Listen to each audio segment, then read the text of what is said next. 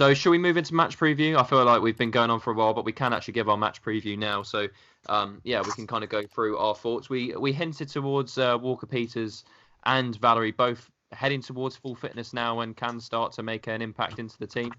Can you see them coming in straight away? How do you feel the lineup's going to look at right back this game? What do you think? I think it will be Walker-Peters that starts. Valery's plays an under-23 game for us, I believe, against Nottingham Forest, but I feel like I just feel like Walker-Peters at the moment is the better option, and we know that he's completely fully fit. And if nothing else, he has had more under-23 game time than Valery. Valery's only played one game in the last however many months, whereas Walker-Peters has probably played a lot more academy games at the very least. Apart from that, I can only see Armstrong coming in for who started the last game, Buffon on the right side. Armstrong in for Buffon, and everyone else stays the same in my eyes. But I think that suddenly does look a lot more stronger. I think Walker-Peters will have that natural ability. It'd be actually very interesting to see what a Walker-Peters Armstrong partnership will look like down the right. Because two players we haven't seen together, and Peters, very attacking player.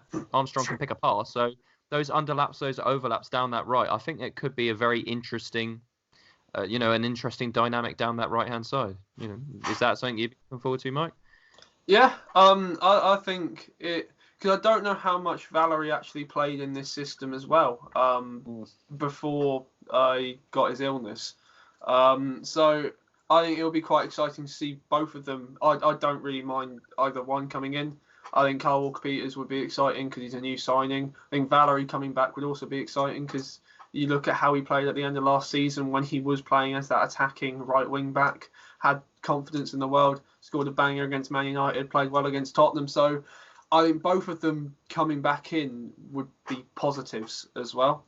So I don't really mind either or. I think Ward-Prowse slotting back into the centre would be the only one that I'm not too sure about whether they're going to risk him or not, depending on his injury. I could see Romeu starting over Ward-Prowse, but apart from that, that's about it. Fair enough. Okay, yeah. So that, to be fair, that's another shout. Would you agree? There was also talks about if Kyle Walker-Peters or Valery aren't quite fit yet, Ward-Prowse still out injured. Stevens going over to right back, and Vestergaard being brought in to try and counteract the physicality of the Burnley centre backs. Bad shout, yeah. Not centre backs, strikers. So that was we saw against Spurs, and I think Stevens did look very capable at filling in at right back. By no means do I mean he could play comfortably at right back, but filling in, I think he did a very good job in that position when I saw it. So, that is a last minute option if we do need it. But it would also be nice to see Walker-Peters be a natural right back in that position. Do you agree, Tiz, that we're going to be seeing Romeu again in defensive midfield? Is that no?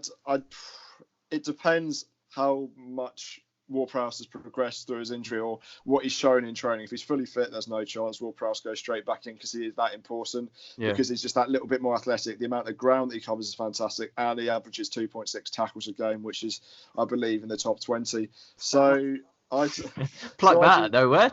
Blimey. I just feel like he's sat on squad.com right now. All right, carry on. He's just that important to us. We saw against Tottenham that Romeu is a good squad player, but he's someone that you bring on as a substitute when you're trying to hold out a result and not get one. And so for me, it's got to be Ward-Prowse and either Kyle Walker-Peters at right or Valery at right back. I prefer Walker-Peters just because you always love seeing a new player play, see how he does. Yeah. But apart from that, Armstrong comes in for Buffon and everything else stays the same in the 4-2-2-2. Yeah, and you talk about the formation there. When we played Burnley last time, I think we did go up there with a 5 at the back, and I think it's one of the key moments when we lost 3-0 to actually change it back to a 4-2-2-2. And I think the next game he did change it and go back to his favoured 4-2-2 formation just because it didn't work. With 5 at the back, we still conceded 3, so we started to rethink the formation. Do you think that change in formation now is going to change the mentality playing against Burnley? Is it going to be a different dynamic now? I think the main thing for us is that Ashley Barnes isn't playing. I was doing some research in the game earlier. I think he scored 4 in his last 4 against us, and he scored 2 in the reverse fixture as well. So I think his way of playing that he does well to get results, let's say, I think his way of scoring, his way of finding positions in the box, it wouldn't have been as effective now because I think we're a lot harder to break down in the fact of, he's found space easily between the centre-backs away at Turf Moor. So now I think it'll be a lot more difficult for them to break down. But then, Jay Rodriguez and Chris Wood, very capable strikers. Yeah. So it'll be difficult, and I think it'll be quite a cagey affair. Do you reckon Stevens and Bednarek are up for the challenge? Because I know Ralph did mention that Burnley are a lot more than long balls, but they do possess a very good hold-up play if they do choose to use it. Do you think Stevens and Bednarek are ready for it, or is this going to be a bit of a challenge for them? Because we know how good they are aerially. They've shown before. I think perfect example is Mikel Antonio. When a powerful striker comes up against them, they don't really know how to handle him. So Traore as well. He was another powerful player. Yeah.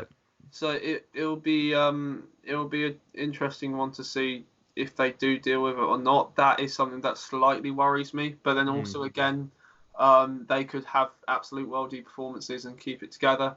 I've just clicked on the 3-0 defeat at Burnley from earlier this season. It is just really strange to look at the team and just how it was. Gunn was starting in goal. Vestergaard, Stevens, Bednarek was our back three. We had Valerie at right wing back, Bertrand at left wing back, Romeo and Ward-Prowse as the two. So Højbjerg was nowhere near. Højbjerg wasn't in the team. Redmond was on the left. Ings was playing on the right, and Adams was up top. Yeah. So that's how it doesn't seem too different, but our team was a lot different from what it is now, and the confidence going into this game from the last game is. I think it's completely different. And it's also a little bit strange as well because during pre-season we played four at the back, and then we switched. It was a bit like how Mark Hughes did it against Burnley at the start of the the season before, because we were playing three at the back for the entirety of pre-season. Then against Burnley we went 4. So it was just a little bit strange. I don't know if the players just got a little bit confused, but yeah. There we go. Yeah. We've got Jay Rodriguez coming back to St Mary's. Do you reckon he's going to have it? And Jack Cork. Good shout. Is there going to be? I assume there's going to be a pretty good reception for him. But do you reckon he can pose a danger against us? Yes. all past players do. So yeah. To be fair, yeah. So how do you shut him down? Is there any way that you think? Is it a man? Do you stick Romeo on him and just follow him around everywhere, or? I think, and hopefully it'll go again. No, I don't know. It's because the way that Burnley play, I know like they are just a hoofball team and then try and get the scraps off of them. So I think him partnered with, I think it's Chris Wood as well, who plays up there too. Yeah. Those two partnered together with J-Rod the poacher, Chris Wood as the target man. It does make life quite difficult, and also when you've got the likes of McNeil running off them, it makes life a lot more difficult for our two centre backs. I think it'll also be interesting to see. I think the key bit of the team will be how Ward-Prowse and Højbjerg play together. If Højbjerg sits well, I think we'll be fine. Because the problem is our fullbacks always bomb forward. And then if we're left with a 2v2 at the back, that's where we've conceded goals. If Højbjerg can be disciplined or Ward-Prowse can be disciplined and they can both sit back, that's when we'll cut out the long balls and the nod downs and the flick downs and everything like that. I think it's also important for Burnley not take the lead because Burnley are very good at defending leads.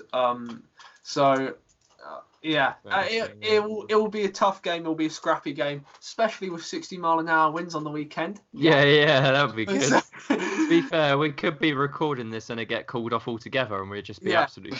But to be fair, so I'm just a bit wary of time. So should we go through our standard 11 and the 11 we think it's going to be, and then we can go score predictions? You happy with that? We've already done the 11, haven't we? Fair enough. But for me, the main danger for Burnley is they play 2 up front, and we never normally play well against teams that start 2 up front. And the formations match as well. We've got a 4-2-2-2, whereas they've got a 4-4-2. So we play similar formation, not quite similar style, though we do like playing long balls forward as well, but just in different ways. But for me, it's just, if you look at their strikers, you talk about us struggling against powerful forwards. And it's a bit different with Gerald Rodriguez and Sam Vokes. They're not quite as quick as Mikel Antonio. Sam Vokes, that's done. Sam Vokes and Chris Woods, because they're powerful, but it's easier to recover against them because since Gerald Rodriguez's injury, he's just not as quick. Yeah. So that's one positive we can take, but it's just the two strikers up front that I'm concerned about. Yeah, I think that's why Højbjerg's role is going to be incredibly important in this game. Yeah. Okay, right. Should we go for predictions then? It's going to be tough. It's going to be tough. Okay. I can see it. You remember when Buffal scored his wonder goal a couple of years ago? Do you remember the game? Like it was incredibly windy, it was incredibly cold, and literally nothing happened for the entire game apart from the goal. I can see it being something like that. I can see a 1-1 or a 0-0. I can see it just being an incredibly boring game.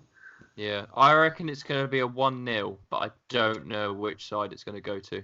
I know it's a little bit ambiguous, but I reckon it's going to be a 1-1. I think it is going to be a 1-0 either way, and I think just to conditions and the way each other team play, I don't know how effective the press will be against a team that are happy to put the ball up long. So we'll see how that goes. But I think a 1-0 either way is probably what I think is going to happen. Tiz, what do you reckon? I'm going to say 2-1. They don't have Sam Vokes because he's gone to Stoke ages ago, but they also don't have Ashley Barnes either, and they are two kryptonites when we play against Burnley. And I think other things I looked at, there's been an average of over 3 goals a game at St Mary's. So I'm going to go for a 2-1 victory for the Saints. Okay, there we go. So we'll see how correct we were for the reaction podcast that we'll do after that. So stay tuned for that. Thanks for watching. This clip came from our latest podcast. If you want to listen to the full version, links to it are in the description. And finally, if you did enjoy the video, please give it a like and make sure you subscribe with the bell on to never miss an upload.